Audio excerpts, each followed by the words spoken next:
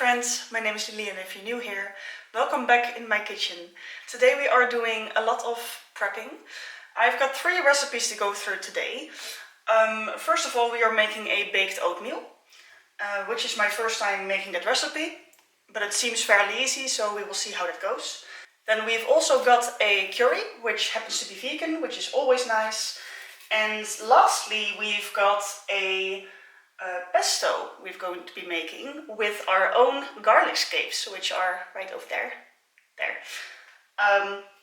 So that's very exciting to me. It's going to be my first ever preservation recipe.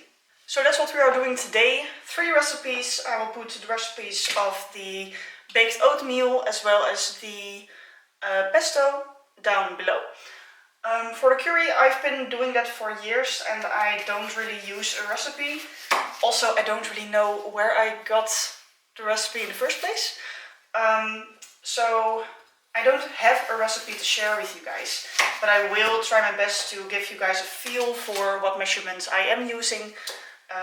But it doesn't really matter with this recipe because no matter what you do, it kind of ends up tasting nice. So that's what we are doing today. So I first want to get some of this cutting out of the way, so that we can just focus on cooking later on.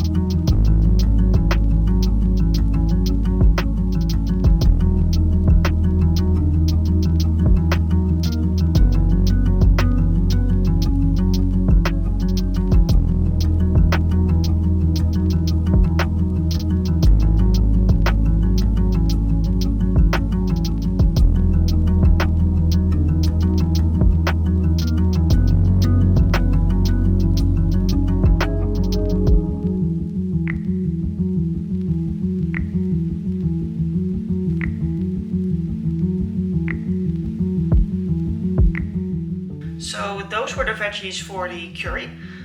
2 large carrots, 4 medium, maybe small sized onions, and 4 cloves of garlic. We are going to need 2 cups of chopped apples for the baked oatmeal. So I'm going to start with 2 apples, we'll measure it out and see if it actually is about 2 cups.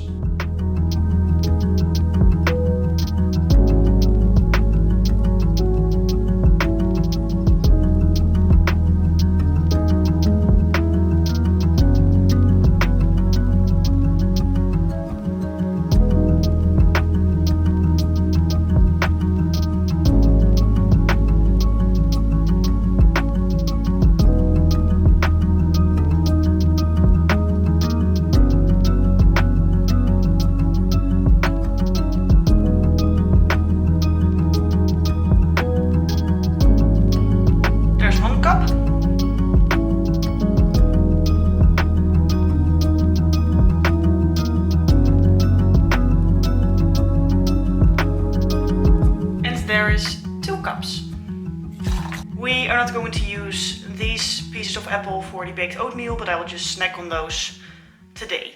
We are gonna set this aside for now and start on the baked oatmeal first.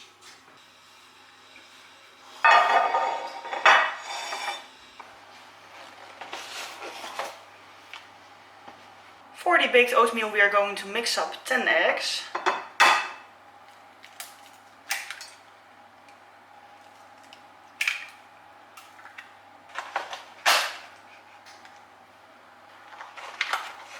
Okay, don't ask me how this happened. It's like stuck, this egg, and when I tried to pull it out I just kind of squeezed it. So I guess it wasn't that strong in the first place. But yeah, I have some more eggs. I will just use these ones and add another one.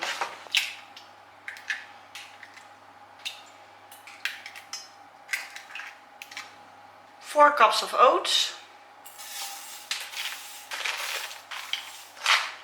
I only have like a tiny bit left, so I'm just going to add the rest. The 2 cups of chopped apples. 2 cups of milk. 2 cups of applesauce. 2 teaspoons of cinnamon. I don't have the official measuring spoons yet for teaspoons and tablespoons and what have you, but I'm just going to eyeball it and kind of measure with a normal teaspoon. 1 teaspoon, 2 teaspoons. Recipe says a teaspoon of salt. Again, I don't have the teaspoon yet, so I'm just going to be eyeballing it. And a 1/4 cup of brown sugar. And now we just mix this up.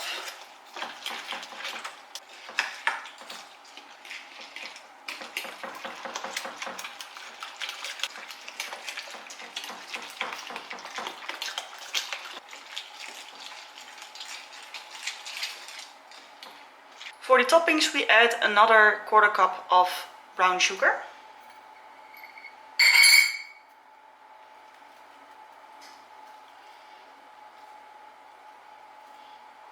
A 1/4 cup of salted butter. I only have normal butter, unsalted. So I'm just going to add this and then sprinkle a bit more salt on top.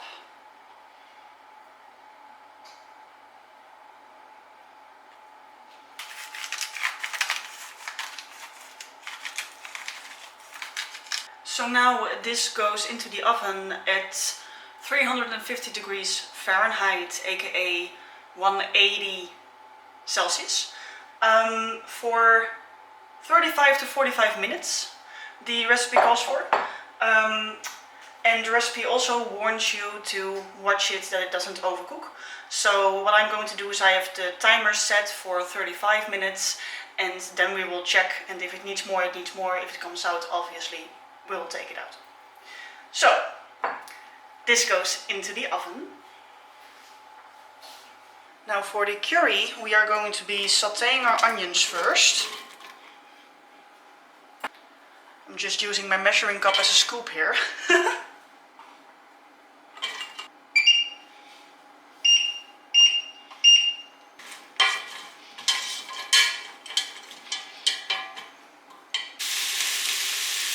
And now that this is starting to sweat nicely and coming up to temperature, we are going to add our spices and garlic to toast them. So like I said, I've got 4 cloves of garlic here.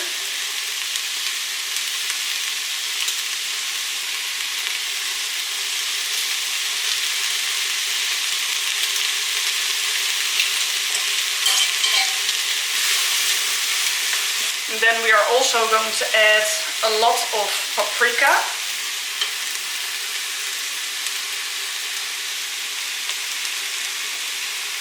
And of course curry powder.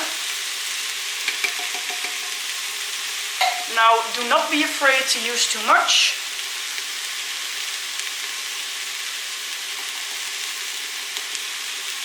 It has happened to me quite often that I thought I used maybe too much. And then afterwards, while eating it, I figured I might have as well just put more in it. So do not be afraid of the spices. We are just going to toast this for a little bit, and when it starts to smell really good in the kitchen, we can add the carrots. It is just a minute or two later and the spices have toasted nicely. Now we are going to add our carrots. Throughout this entire process you want to be really firmly stirring over the bottom to prevent it from burning. Now we are going to add a big can of coconut milk. The lentils. These have been soaking overnight. You don't really have to soak them, but I do recommend soaking them for at least 2 hours. So that it doesn't take as long to cook them on the stove. The reason I soak them overnight is because I usually tend to forget them. right before. So if I remember, I will just soak them overnight. Then we are also going to add some water. And for this size pan, 2 vegetable stock cubes. You can totally just use stock by itself. I just don't have that on hand, so I'm just using the water and making it stock by adding the stock cubes.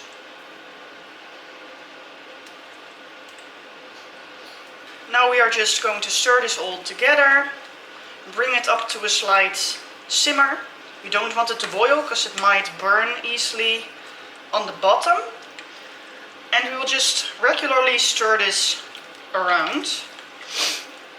Now you might have noticed I didn't give a measurement for the water. That's because that's the component that you play around with to get the right consistency. If this gets too dry but the lentils and all the other ingredients are not cooked to your liking yet, you can just add more water. And if it is too wet, you just leave it to boil for a few more minutes or hours even, so it thickens a bit more. And you will get a soup, thick soup-like consistency. That's what you're going for. So, we are bringing this up to a simmer, like I said, and we will just leave it for now. But I will keep stirring it every now and then. Okay, so the baked oatmeal has been in the oven for 35 minutes. What you see on top here is just butter. And on this side, this is kind of the consistency that I was hoping to get. But on this side, well, right there, I feel like it can have a few more minutes. So I am going to put it back into the oven for like 5 more minutes and that's it. Then I will take it out.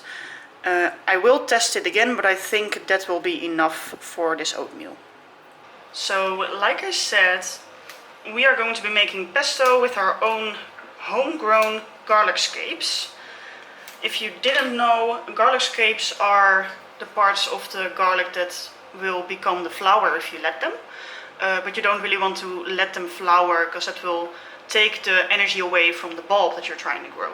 So, this morning I harvested all of the garlic scapes in my garden. I got 9 and the recipe calls for 12, so I am going to add 2 garlic cloves. The recipe didn't really say you could do that, but it didn't say you can't do it either, so we're just going to try it this way. It did say to remove the flour part itself, these tops, because these can get stringy and tough to eat, so you don't really want that in your pesto. And these we are just going to cut up into smaller pieces so they can fit easily into the food processor.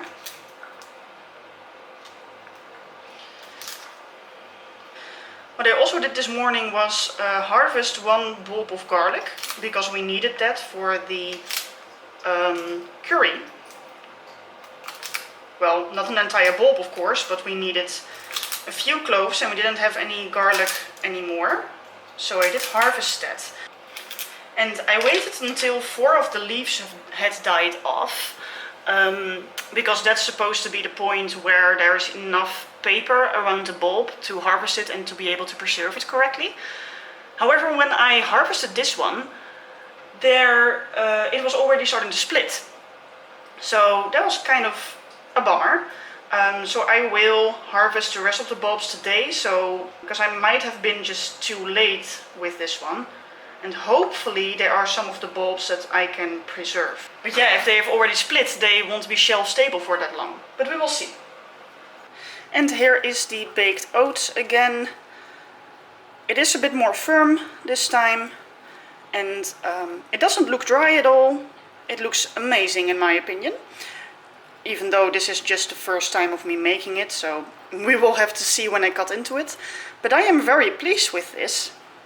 So now we will just let this cool down, and when it is cool enough to preserve, I will divide it into serving portions, and some of it is going into the fridge for eating the coming days, and then the other half or so is going to be frozen.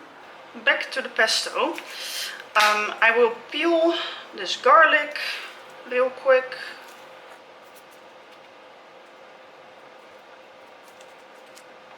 Okay, so I've got this tiny food processor. I'm hoping everything will fit in here. I think it won't, but we will figure it out as we go. To the food processor we are going to add the garlic scapes. Like I said, the recipe calls for 12, I only have 9. So I'm also going to add 2 cloves of garlic and hope that that does the trick. 1 packed cup of fresh basil.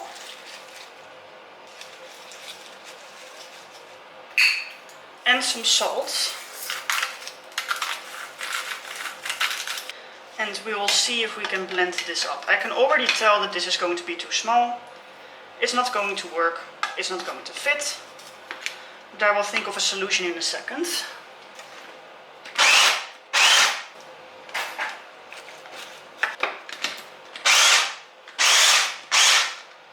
Yeah, it's not even mixing. So, how will we do this? I want to try to use the stick blender instead, so we will try that.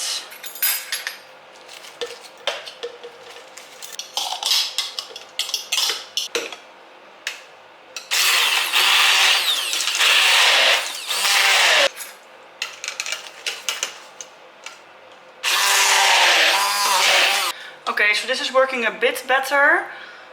It's still not mixing, but I think that's also because there's not enough liquids in there. So we're going to move on to the next step, which is 1 cup of olive oil, extra virgin. This might take a while.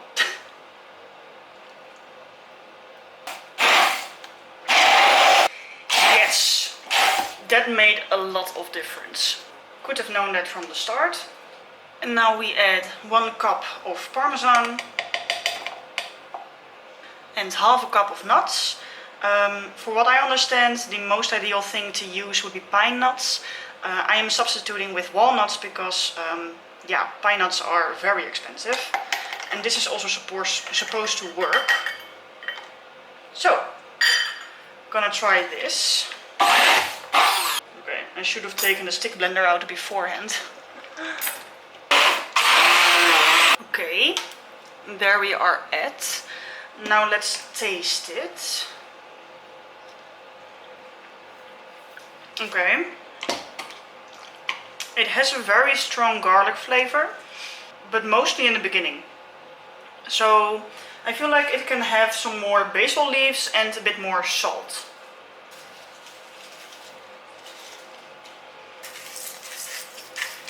Blend it up again.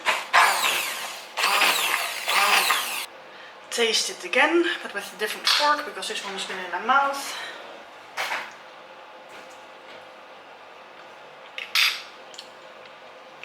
Yes, yes, better. Okay, there's the pesto. And here is our curry. It has the consistency that I'm looking for. It could have been a bit thicker, but it's okay. Because as it cools, it will thicken a bit more as well. So I'm going to take this off the heat, let it cool down before we package it up. And meanwhile, I'm going to package up the pesto. Okay, so another fun thing with the pesto is that we are going to be having a huge party in like 2 weeks with basically everyone we know, the entire family, all of the friends, like 60 people. And we will be doing some cooking for that together as well, obviously. So that's going to be probably the next video. But for that, I am making a pasta pesto salad as a side with the barbecue.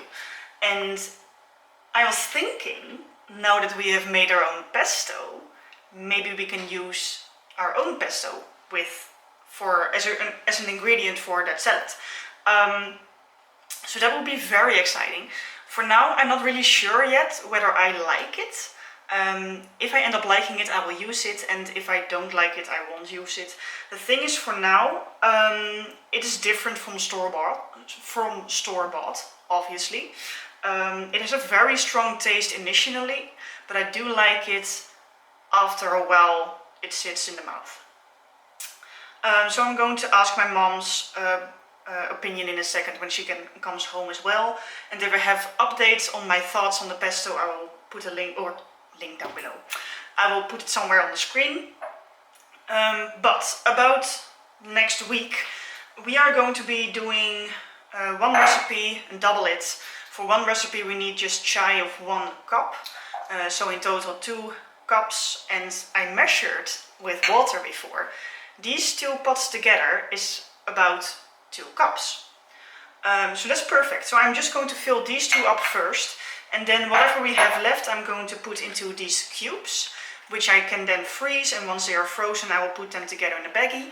And then we can just take out cubes one by one, thaw them, and use that as 1 serving cubes that we can use to just spread on toast or whatever. So that's what we are doing. That's the game plan. I'm gonna start with a small one first, because that's gonna be difficult, I reckon.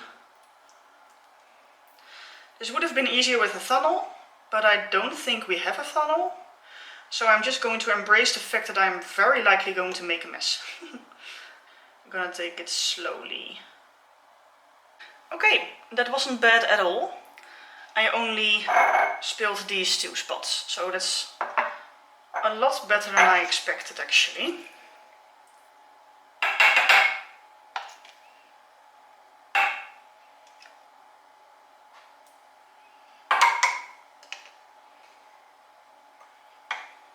Okay, here we are. Got 1 pot, the other pot, and I do know that this one is not airtight or watertight or whatever you want to call it. So I will have to make sure that this sits upright in the freezer. Because I'm not going to trust this pesto to stay well or usable or not go bad on me for 2 weeks straight. So I am going to freeze these. So those are the pots, and it was exactly enough for the pots. So we don't have cubes, which is fine. We will do that next time. And for the curry, it has cooled down quite a bit. It's still quite hot, but luckily these food saver bags can handle the heat. So these are plastic bags meant for vacuum sealing. They come on a roll just like this, at least that's how we buy them. And I have already sealed one end, cut it off, and what I just do is fold it over like this over my hand, and this way I have a bit more control, and this also helps to keep the edge clean of the bag, which eventually I will seal also. So for me, 2 scoops of this plus maybe a little bit usually is enough. So that's what we are gonna do. I'm just gonna put 1 serving in each baggie. And I will set it aside to cool a bit more, and then we will vacuum seal them.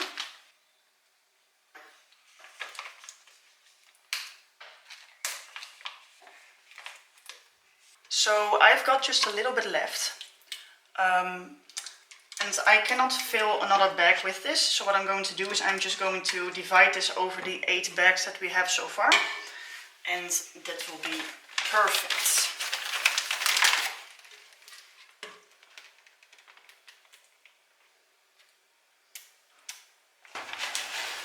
Wat zou handig zijn voor die baked oatmeal? Ik wil een deel invriezen, zodat die ook in die zakjes doet. Tuurlijk, er zit super handige zakjes ervoor.